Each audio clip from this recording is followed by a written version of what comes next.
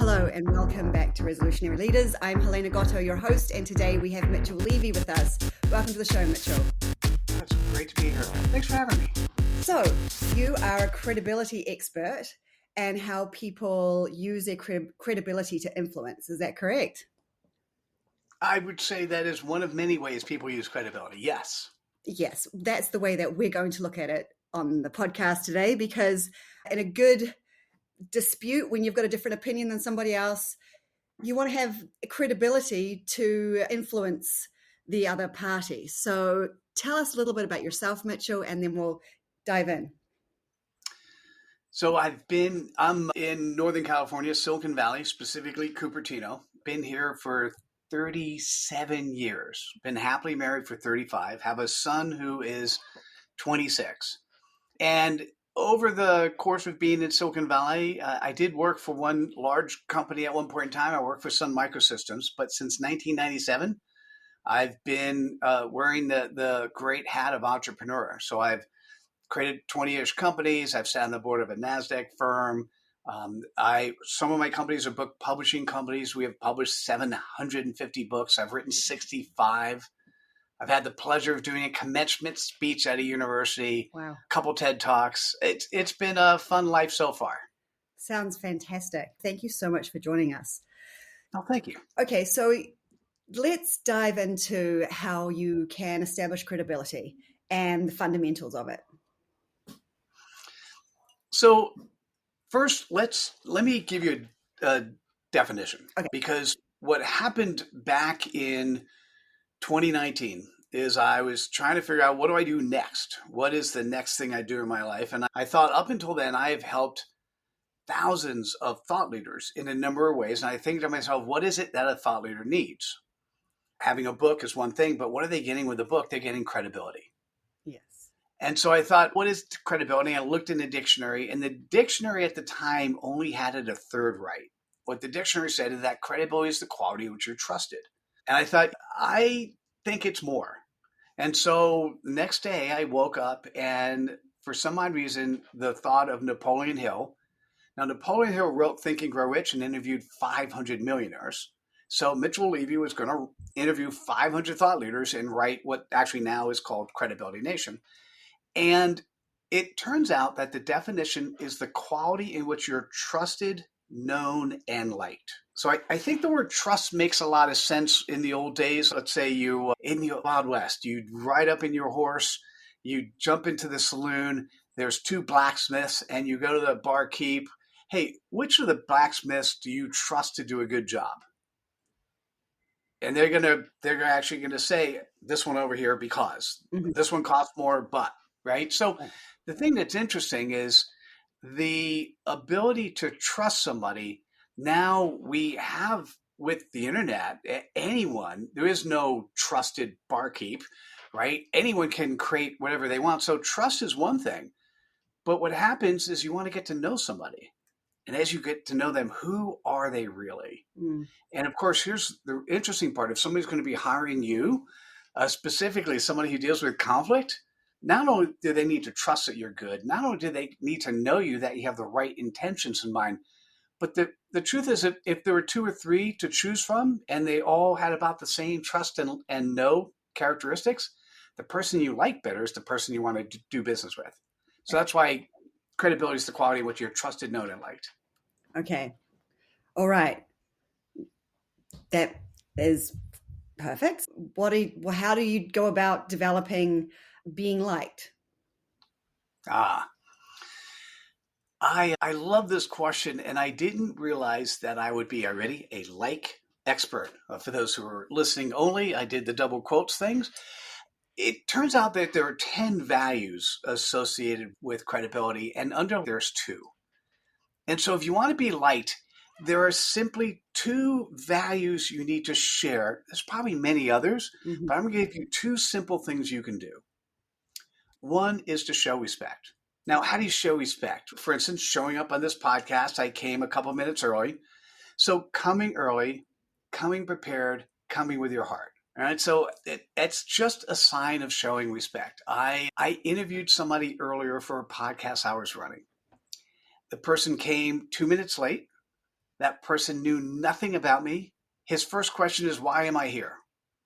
I was polite, but he is absolutely not somebody that I would want on my podcast. And he was dry the entire time. Yeah. I didn't get to see him. I didn't get to know him. I was able to ask some questions that drew out some emotions, but I had to work really hard at that. And you know what? This is my podcast. He's not paying me. Right. Even if he was, I wouldn't say yes. So he showed me a lack of respect. Okay. So showing respect is really powerful. Now I want to share something else he didn't do. And that is, I call it spreading cred dust. Uh-huh. But what I'm really talking about is sharing the thoughts, ideas, and actions of others. Uh-huh. So what happens is when you're talking about something to someone else and you heard somebody give you a great idea, this is unfortunately what many bosses do. They steal the ideas of their employees. Once again, not spreading cred dust, showing a lack of respect is a great way to not be liked. So if you actually share somebody else's ideas, thoughts, and actions, you spread their cred dust. That is a great way of being liked. Hey, listen, I was reading the New York Times this morning and so said this. What do you think? Right? Is a great way to spread cred dust. Or if it's one of your friends or your parents or a coworker. The hurdle about the first piece of being liked is what respect looks like can really vary person to person, culture to culture, right? And it can be weighted. Like for somebody, if you're not there 5 minutes early, you're late, and that's disrespectful. And for someone else, you've got a 15-minute window, right? Just as long as you're there within 15 minutes, we're good. Yeah. So being able to know and be keyed into those things to try to understand. And I think the way to go about that is really being interested in a person, really genuinely wanting to know them and understand them. I think people like people that like them. And authentically as well. Not I'm pretending to like you. I think you're a great guy, but really showing that I'm interested in knowing you because I think you're interesting and I like you. Did you read that? There was a study recently and it showed that the kid, it wasn't the most like the jock or the prettiest girl or the whatever it was that was the most popular kid in school. It was the kid that liked the most people. The most people liked them back. Interesting. Yeah. Yeah. Oh, by the way, if you run across that study, I'd love to see it because it's something I believe I'd like to quote. And I also would like to determine the difference between true, which is authentic like, versus the Facebook, which is technically inauthentic. Yeah. I'm trying to remember where I saw it, but they were talking about that kid that walks down the hallway and knows everybody. Oh, hey. Oh, hey. Oh, hi. Oh, hey. And they genuinely. Oh, you mean the Ferris Bueller? There you go. All right. Okay. By the way, do you mind if I share something? You were showcasing your conflict skill set by actually saying, even though I said the word respect, the definition of that word of coming early could be different based on culture. Right. By the way, this is exactly what conflict resolution is about, is finding out from the other party, so what playground do you play in? Right. For me, respect is coming 10 minutes early to a podcast. I was actually disrespectful because I only came 2 minutes early in my mind. But I actually mentioned that I had another call and it was going to be running late. So the thing is, having an open conversation of what's important it's really what's valuable. I think it's also like checking out the person's assumptions, right? If I assume that I think being on time is late, then I am going to act differently. Yeah. I had this great situation with my neighbor, just talking about assumptions. And we lived next door to each other for 10 years. And she was an elderly lady. And we were great. We had no issues. And then one day, she had all these stones that were in my driveway. And I'd get out of the car and I often wear heels and I'd twist my heel and ruin my shoes. And it happened a number of times till finally one day and I said, do you mind if I just sweep up these rocks? Like just get them off over there because that piece of the garden is actually our property. And she said, no, it's not. And I'm like, and it was so obviously our piece of garden. Like our pathway came here and then the driveway was here and the garden came all the way past our pathway. Like it was but she'd lived there for 50 years and they'd always considered that their garden. So when they'd torn up the grass and put the stones down, this is our garden.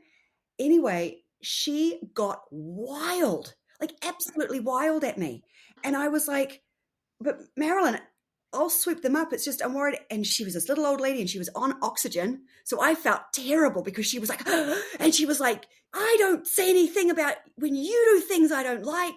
And first of all, she's completely in the wrong, right? Like, but still, and I understand why she's so angry at me. And I said to her, well, what do I do that you don't like? And she said, you sometimes make noise in the backyard with the kids and sometimes you don't take the trash in straight away. And I was like, oh, okay. And she goes, and the truth is a good neighbor just keeps to themselves. And because I said to her, why wouldn't you tell me that? And she was like, because a good neighbor just keeps their mouth shut and gets on with it. And so I realized that she stormed back as quickly as she could go to her house. And I realized that I had broken a rule. I had broken a rule. For me, I think being a good neighbor is someone that says, hey, do you mind getting your stones off my thing so I don't ruin my shoes? And then I'll be like, of course, because I want to be a good neighbor. And now you're letting me know how to do that. But for her, it was just zip it and get on with it. And so I'd broken her rule and it was really eye-opening. By the way, now that you told that story, was there a resolution? Oh, yes, of course there was resolution. I went over and she wouldn't come to the door and I said to her husband, Ralph, tell Marilyn that I don't care about the stones. The stones are fine. I really don't want to upset her. Nothing's worth upsetting Marilyn. I don't worry about it. Anyway, the next couple of hours later, she comes over with lemons and Ralph's out there sweeping up the rocks himself. Interesting. Yeah, that's right. You, for whatever reason, there was a rule that was in her mind and you stepped on it. Mm-hmm. Yep, I broke it. Even though she was completely wrong. That was the other thing. If I had tried to be right, we would have not spoken to each other for the next 3 years that I lived beside her. Which is probably why you get business, because you have people who don't figure out the boundaries. Yeah. Okay, so let's keep going. We've got trusted, liked, trusted, known, and liked. So, trust. Trust is interesting. There are 4 attributes associated with trust. I always think about it as vulnerability. It's not necessarily in order of importance, but vulnerability, integrity, authenticity, and I'm going to tell you a little bit of story on the 4th one. So when I mean vulnerability, we know what that is. Integrity is one of those values that appears twice. So the integrity associated with being trusted is your external integrity. Authenticity, we know what that is. What happened is I was interviewing these 500 thought leaders. And I had some guy come in who was a $30,000 speaking gig speaker. And what would happen is I was interviewing 500 people. It took me a year. I technically was interviewing somewhere between 2 to 14 every Tuesday and Wednesday afternoons. Sure. So it was 4 hours, half-hour interviews back to back. In order to be that level of productive, I needed to send people a video ahead of time. This is the interview. These are the questions. This is how best you can prepare for the answers. And the first question I'd ask somebody is a question associated with clarity, and that is, what is your CPOP? What is your customer point of possibilities? And I explained what it was, and I explained the formula. And so when people would first come on and we would get into the green room together before we turned the recording on, I would say, hey, do you mind if we go through the questions? And I had 5 questions. Now, when I was doing the interviews, I was lucky to get the questions done in 8 to 10 minutes. Now that I do it afterwards, the goal is to do 5 questions in 5 minutes. And so I had asked the person that first question, what is your CPOP? What's your customer pointed possibilities? And it's supposed to be less than 10 words, 2 seconds, 3 seconds. And he gave me his 30-second elevator pitch. And I go, oh, by the way, just to be clear, did you watch the video ahead of time? Are you prepared? Oh, no, I don't need to watch videos. I know how to speak. Right. I instantly knew I instantly knew this would be trouble. So I said, what's your CPOP? 30-second elevator pitch. And I go, most people just talk about who they serve and either the pain point or pleasure point. Can you do something like that in less than 10 words? And he then gave a 15-second elevator pitch. And then I said, magic words. I didn't realize they were magic at the time. I said, do you mind if I do a little bit of coaching? Now, his response blew me away. Uh-huh. His response was, yes, I do. Ooh. I have my way of doing things and you have yours and I don't want to learn yours. As an alpha male, the first reaction that came to my mind was not one that I was going to echo. And I was smart enough to leave 2, 3, or 4 seconds of just dead air, in which he then responded, this is not going to work out between the two of us, is it? And I said, no, I don't think it will. Best of luck with everything you do. Uh-huh. And then I realized that at the time I had 9 values of credibility. I realized that the 10th value was coachability. Vulnerability, external integrity, authenticity, and being coachable. Because I mentioned before, I was on the board of a public firm.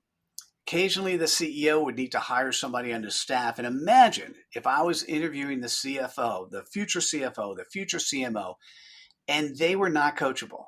They didn't want to hear ideas from the CEO. They didn't want to hear ideas from their staff. They didn't want to take ideas and reactions from the marketplace. Do you think I'd ever say yes? You should hire this person? Right? So those were magic words, just not the way that he expected them to be. Yeah, there's nothing less attractive than somebody who thinks they know everything and is just not, and stop learning. Like, just don't have that learning mindset of like, what else? What am I missing? That must be a really interesting perspective to come from. I'm going to take a deep breath and say, yes, there are people who have that perspective, and it's a different level of, if you're dealing with conflict resolution, different level of conflict for the person who knows it all, right? And sometimes people know it all because they do, or sometimes they know it all because there's an inferior complex, and they want to pretend they know it all, or they think they're supposed to know it all. Once again, understanding the reason behind that can really unlock. But now that's a different path. Do you mind if I do known? Let's do it. All right. So known is another 4 values as well. Now, known is interesting because it's not that I know of you. In the old days, prior to the internet, once again, you go back to that example I gave earlier. You go into a bar and into the local pub, and you've got a horse that needs to be reshoed, and you go, "Hey, I don't know anything about the people who can help me. Your blacksmiths. Who should I go to? There's a person you could see here, but go around the corner. That person's better, right? That is to get to know somebody. This particular know is that I know you. And in order to get to know somebody, one of the most highest characteristics of being credible is to be a servant leader, to be of service to others. So, by the way, on the trust, I like coachability. The getting to know somebody, I like the servant leader. Now, the next 2 characteristics is the intent and commitment to do the right thing. That's a good question. The right thing by what, right? That's an open-ended question. And then the last thing, remember I mentioned integrity was twice? So under trust, it's your external integrity. It's what you say to the world. But as you get to know somebody, what is their true integrity? And for those of us who you ever meet somebody and you're just getting a bad vibe, like they're saying all the right things, but it feels uncomfortable, I will say to you that you're sensing this disconnect between their external integrity and their internal integrity. Yes. And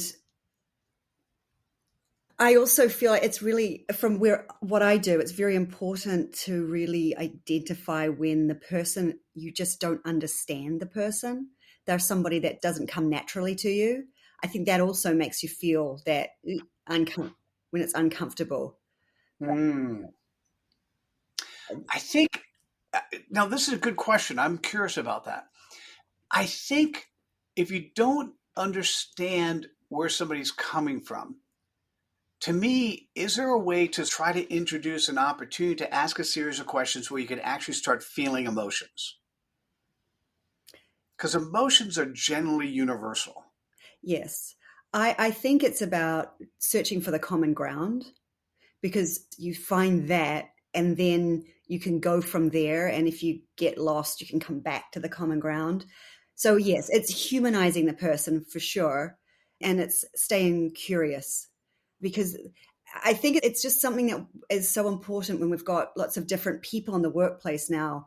To when someone makes you feel, I had this just recently at work. There was someone who was from a different generation, different race, different gender, just very different this other person, saying to me, I really just don't understand. I don't understand him. I think I've really stopped engaging because I just haven't had a really good flow with him. And I just feel like she was expressing like this feeling of not being like safe having this conversation. Hmm. And I think that dynamic, particularly when you're in a majority privileged group, right? There's that fear of really saying the wrong thing and really getting yourself into trouble. And so she had started to do this. And I said to her, what do you want with this person, though? You're going to work together for how much longer, I don't know. But right now, what you're doing is taking the relationship like this. Like, you're doing the opposite of building trust. I said, I would suggest that you get really curious and try. This is somebody that's not easy for you to understand. You have to try harder. And just because it feels uncomfortable doesn't mean there's something wrong with the other person, or it can't feel better. It's just going to take a little bit more work.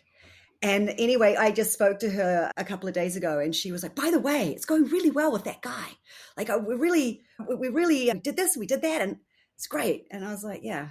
And it was just, I was able to identify that she had a bias, and she just was having that natural reaction to something that's different, doesn't feel safe, and gave her sort of tools to push through it.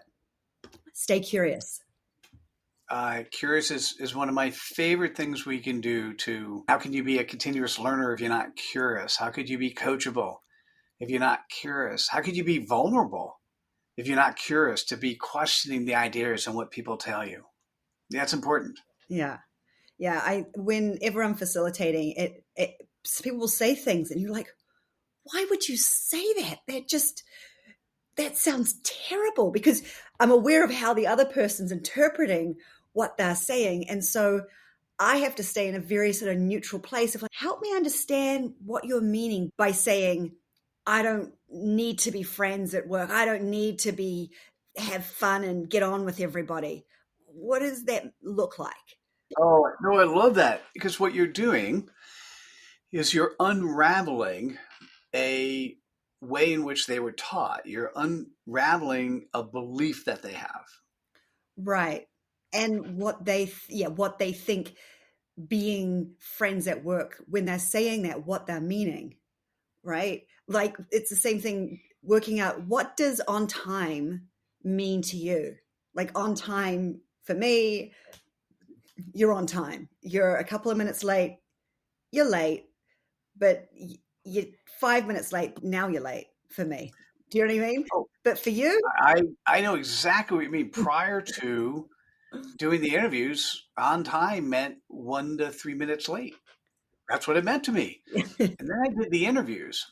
And what really surprised me when I first started was, in the first week, the first 10 people, mm-hmm. I think 3 or 4 came late, one or two was not prepared. I might have had one no-show, and I was getting mad. I was like, what do you mean you're not showing up or you're not ready? Like, and then I realized after that first week, so it was a great week, and those numbers were pretty consistent. I realized that I was an observer of behavior and it wasn't me. And once I realized it wasn't about me, I was trying to do research. And I'm like, oh. And to me, just that tiny change of attitude helped me understand what I'm researching, what I should be looking for. That's the other thing. When I started the interviews, I wasn't really sure what I was measuring. So what is credibility? I know I'll come up with a better definition. So what is credibility? And it was probably the biggest shocker to me, absolute biggest shocker, is 98% of people we call thought leaders, 98% did not have clarity. And I didn't expect that. It was a shock. But I also, like I said, I had to change my perception of who I was in the situation to allow me to go from being mad and taking it personally to allow me to going, oh, just how they are. It's just who they are, given that they didn't prepare or that they didn't think of it as serious as they did. It was interesting to me. I enjoyed that entire experience. Yeah, I've really enjoyed this experience of interviewing people for this podcast. I've met such a lot of interesting people, and yes, observing behaviors, because it's such a rigid kind of structure. Like you're doing the same thing over and over again. There's not a lot of yeah. And I was just thinking about someone I was also coaching yesterday, and I'd spoken to the leader the week before who'd said, I'm going to have to write up one of my employees. I found out she's been late 9 out of the last 10 times, and not just a couple of minutes. Like, she's been an hour late at times. And so I need to write her up. And so I then spoke to the person, because she was very blindsided by being written up for being late. And when the leader was talking to me, I was like, well, it seems like that's one of those things, like work starts at 8, you get to work at 8. Like, I don't know what's the argument, right? Give me something. But she was like, she had nothing. She was just like, I'm just a late person. And so I was saying, and so I was speaking to the employee, and she was just so blindsided. She's like, but everybody does it. This is just, I'm not sure why I'm being targeted. And I thought that was really interesting, because it is, if you don't have clear expectations, people don't know when they're getting it right or getting it wrong. Right now, I know you are somebody that expects me to be 5 minutes early. I will respect that and be here 5 minutes early. Do you know what I mean? But you can't. And I think that leader, you didn't create that expectation. Everybody gets here on time, and somehow has just realized one of them isn't, and so came down hard, and now it doesn't look good. I'll have to deal with that. But yeah, clear expectations are really important. And let's continue on that.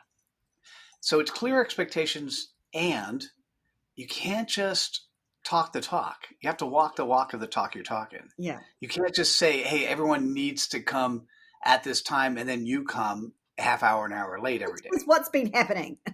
That's actually a really good point. I'm glad you said that. I am glad you said that, because yes, that is what's. It's one of, by the way, happy to help. It's about what you want to talk about, particularly with that leader, is you need to model the behavior you expect. Right.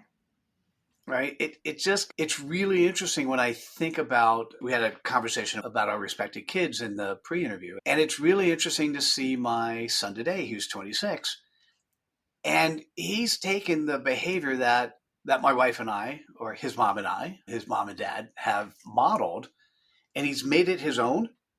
Mm-hmm. And it's interesting to see his interpretation of our behavior that we modeled. Mm. And it's from a parent perspective, it's glorious when it's good. Yeah. And then it's, oh my God, did I teach you that when it's bad? And because we're not the only influences. Yeah. He also has influences of other adults and other friends who are now adults. It's just interesting. It's when they actually say that you are the sum of the 5 people that you primarily hang out with. It's because who they are and how they act and their modeling behavior that you end up echoing, right? And so it's, if you're a leader and you're modeling behavior, but you expect people to do something else, you probably need to change your leadership tactics. Yeah. Why I thought it was so interesting is because the leader that held this person accountable is not the immediate person that's overseeing the department. And I know for a fact, because I got an email today from someone, that the person that is overseeing it is not showing up on time, is leaving early. And so that's the behavior that's being modeled. But this leader isn't taking that into account. So now I can go back. Ooh, Yeah. happy to be of service. Some of the 5 people you hang out with, it makes me feel like people should spend more time with dogs. I loved they've got the best. I just love the way they're excited about everything and they just let stuff go. That's it. By the way, it's a very interesting model. So one of the folks that I'm part of the Marshall Goldsmith community. Marshall's one of the number one CEO coach on the planet. Mm-hmm. And one of the things he talks about dogs often, and one of the things he talks about, he says, hey, are you a suck up? And are you a suck up at work? And what happens is, as you grow in your leadership, more and more people laugh at your jokes, even though your jokes haven't become any more funny. They just think they should. And it turns out that the best suck ups in the world are dogs. Because when you come home, for many families, you come home, who gets the most attention? Yeah. Not the spouse, not the kids, but the dog. Yeah. Right? Because they're always there. Yeah, they're always there. They're always sucking up, right? There's aspects of sucking up. It has a negative connotation, but there are aspects of suck up which are good. But overall, I still think the credibility one has is being truthful, being honest, being transparent, being vulnerable, being that person who is you, and not just being a suck up. Mm. Yeah. Because you've got to have accountability. You can't just be okay about everything, right? Some things aren't okay. And yeah, you've got to be someone who can hold people accountable. Yep. I'm always about that. So anyway, okay, let's talk about something you were going to do. Tell me this with me and my business and the core, who I am. So there's a expertise that I fine-tuned in doing the credibility research, and it's specifically focused on clarity. So what I can do, and one of the things I provide as a service, which is a great sort of lead gen in the door, once a month, I run a session that's 90 minutes long, and I guarantee that everyone who goes to that session will get clarity. So the level of clarity is, you and I can talk, and we'll do this now on the air because it's more fun when you do it live. There's a little bit of anticipation, what's going to happen and so on. And I like a little bit of that nervousness is good, but you just need to be you, be vulnerable, be the normal person that I met and we talked about when the camera was not turned on. Actually, I take that back. The camera was turned on when the recording button was not pressed. And so what I can do is sit with any company or any human and help them articulate where they are executing on their purpose in less than 10 words. Mm-hmm. Helena, the benefit of being able to have a statement that's less than 10 words is it becomes a compass. Yeah. And as a compass, it helps you make decisions. And if you're then acting on those decisions, your ability to have a compass that allows you to stay in alignment with who you are on and offline is powerful. Yeah. Now, here's the cool part. If you do it well and then share that statement and reinforce it in a asynchronous manner, so on your website, on your social, how people remember you, then it also becomes a magnet. And I know compasses and magnets don't work well together, but In this case, it does. And so it actually attracts people to you because they understand who you are in such a short period of time, short period of words. So if you don't mind, what a CPOP is. Mm-hmm. So for those who are just tuning in, it's customer point of possibilities, and it's comprised of two pieces. The first is who you serve. Uh-huh. And the second, from their perspective, what is the pain point or what is the pleasure point? So if you don't mind, I'll walk you through a couple questions and we'll figure this out. So let me try. First of all, there's two people that I serve because Okay. there's the business that are bringing me in to help with a situation. And by doing that, I am serving the people that are in the conflict. I'm going to say, got it. So let's focus on the business to start. Okay. So technically, what size businesses typically bring you in? It's all different sizes. It really has to do with my relationships and the person identifying, because the situations that I have it's a team. So it could be a team in a big company. It could be the team being the whole company. So is that not helpful? No, it is. No, keep going. You're okay. Keep talking and don't worry about it. I'll slow you down. So you're thinking at the moment it's companies where they have team dynamics that are going awry, or? Yes. And it typically there's more opportunity within the bigger companies because there's a lot more teams going awry. But then that's very dependent on how open HR is to having an external party come in and help them. Got it. Okay. So what is the pain? Think about the last 2, 3, 4 companies. Yeah. It's an increase in friction in the system. So the pain is just really like disengaged employees, quiet quitting, turnover, lots of trips to HR, lots of complaints, just a real inability to communication breakdown because there's a lack of trust on the outcome of whatever it is, that there's now a lack of trust. And due to that lack of trust, nobody's able to navigate their way through communicating, working well together. Everything's just hard. I love that. That's a lot of words. So we'll process that. No, I appreciate that. I got it. And it's sometimes easier for me when I'm sitting by a computer. So thank you. So I get to type and I get to relook at those words. Mm-hmm. Tell me about a pleasure point. What happens when you're done? What is the team experiencing? The relief of being able to effectively communicate, to just having felt heard, to be able to move on from situations that seemed like they would never end.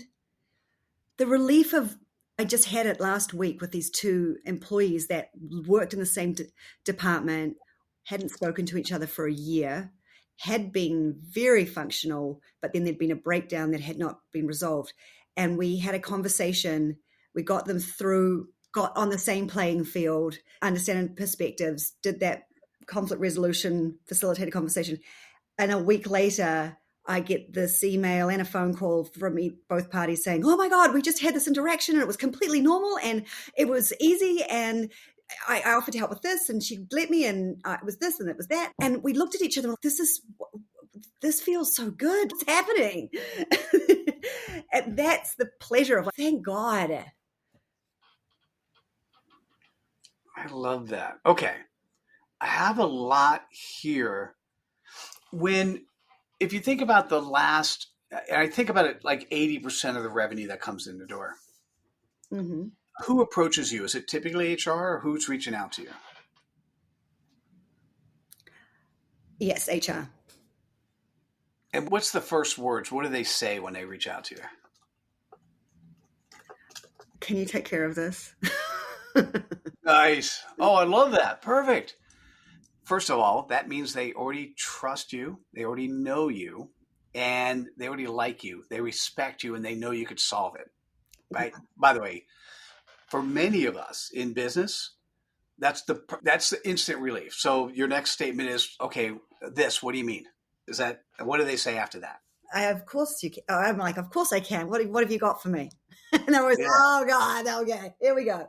And they'll start telling me the situation. And is there a common set of threads, or what you just said? What's mostly the first words, where they just dive into details?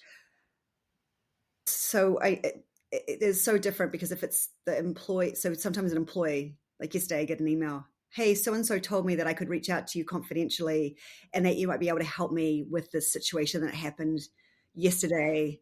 I'm really, but I don't want anyone to know about it, but I really need help and help. It's like, just help. And then for the HR piece, I feel, because I do have established relationships, so it is this ongoing thing. I think that there is just a hope that I'm going to be able to fix it, because it's just messy and they're at their wits' end. And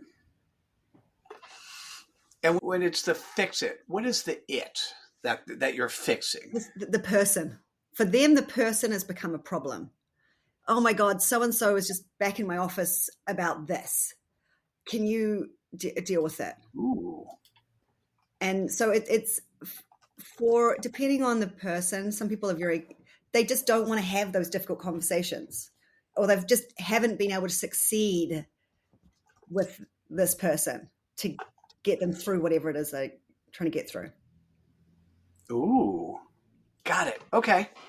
You know what? They're not able to listen to them anymore. They're so sick of this problem or this dynamic. And so it's just, I feel like people get to a point where it just feels like more bullshit, right? My God. And they've lost their neutrality. Yeah. And yeah.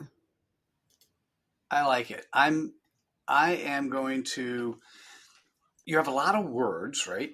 Not a bad thing. Mm-hmm. And what I'm trying to listen to as I'm hearing you is I'm trying to hear what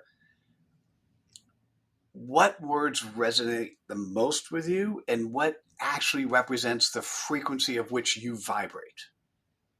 So that's what I'm thinking about it as I'm thinking this through. So I think the word care, I care for people. I really genuinely want the best for them. I don't care about the company, right? The company is made up of individuals. So by caring deeply about each individual, I am caring about the company, right? Because it might be best for that individual to move on. Interesting. And so I'm able to care, and I'm not advocating for an outcome.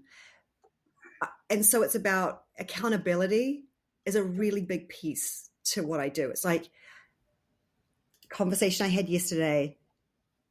This is the situation. You want it to be different. It's not different. There's a reason why. You don't know what that is. You don't know what you need to do. You need to go and ask.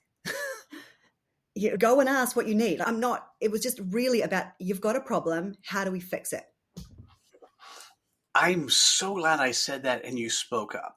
I'm going to give you two choices. Okay. Not that it's any two, and this is normally the start of a conversation, but we wanted to make sure you had something you could think about. Mm-hmm. Now, I put them in chat because I'm a visual person, so I need to see it. Mm-hmm. And the first one I came up with, because you really had the focus on the word fix. So the first one, and I'm sticking with the phrase business teams. I like business teams.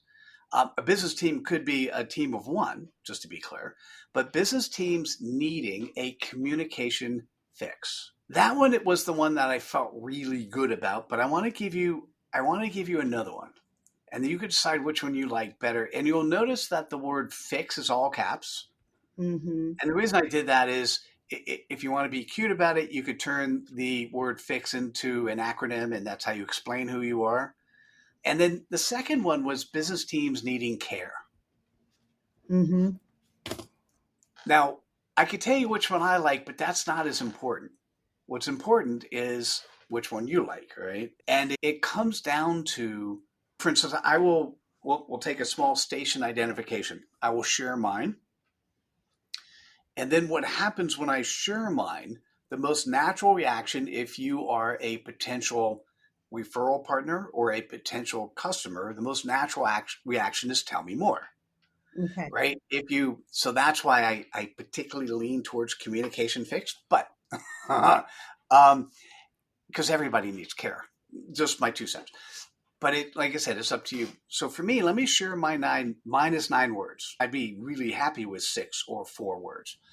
Mine is Inc. 5000 CEOs leading the future with executive gravitas. So let me share a little bit more of what I mean. Up until now, we've lived in a world where the most important thing we needed to do is satisfy our investors. We needed to, as companies, make money, and that's the most important thing. And if we did that, everyone was happy. Mm-hmm. That's not the way the world works anymore. And going forward, there are actually 4 different stakeholders. Investors are one. Employees are another, having exactly for the same reasons you came up with. Disengaged employees, having those does not make a company. Certainly does not make a company great. What's also needed is customers. I am shocked at how many companies have customers, but they don't care about their customers. So showing care, showing importance. And the last one is partners, and particularly with AI, as robust as it is. One day, our competitor will be our co-creator or co-opetition. And so executive gravitas means being in a position where you reasonably satisfy all 4 sets of entities. All your stakeholders are happy, or you focus on those that are important. Mm-hmm. So that's what I do when I come into companies. Mm-hmm. The reason I wanted to share that for you is we talked a little bit before, but I've now fine-tuned, this is, by the way, 3 weeks old. So I fine-tuned that so you could hear since we spoke last time. And I wanted you to understand as you're speaking, you would normally share your CPOP and say, hey, let me tell a little bit more about that. And that's when you go into a little bit more detail. But now what happens when you have this level of clarity is you're speaking with a significant amount of credibility because you've now fine-tuned your audience and you've been very crystal clear of what it is that you do in the playground you play in. Yeah. So I love the communication fix because it says what it is, right? It's a communication fix. There's been a breakdown and we're going to fix it. And I wonder if I'm allowed to tag on the end, business teams needing a communication fix through care and accountability. So, first of all, it doesn't matter what I think, but I am going to say no.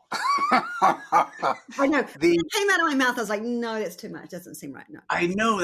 So here's, by the way, I'm so glad you brought this up because I've now given over 1,000 companies and individuals CPOPs.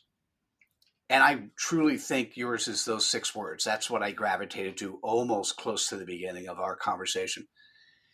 And what happens is the first time somebody says to you, oh, by the way, make it through something else. And you go, yeah, you're right. Mitchell, I need to add more.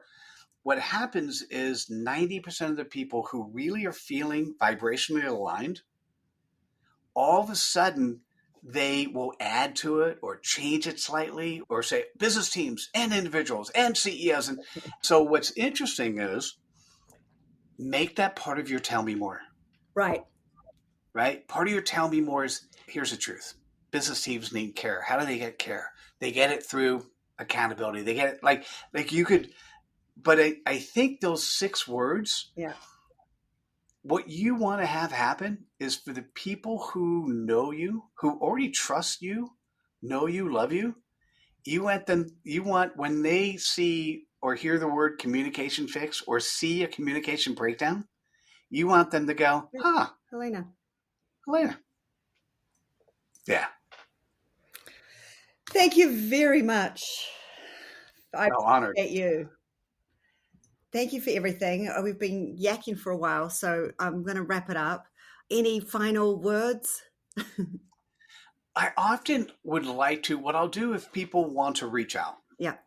It's my website. Mm-hmm. It's mitchelllevy.com. So mitchelllevy.com.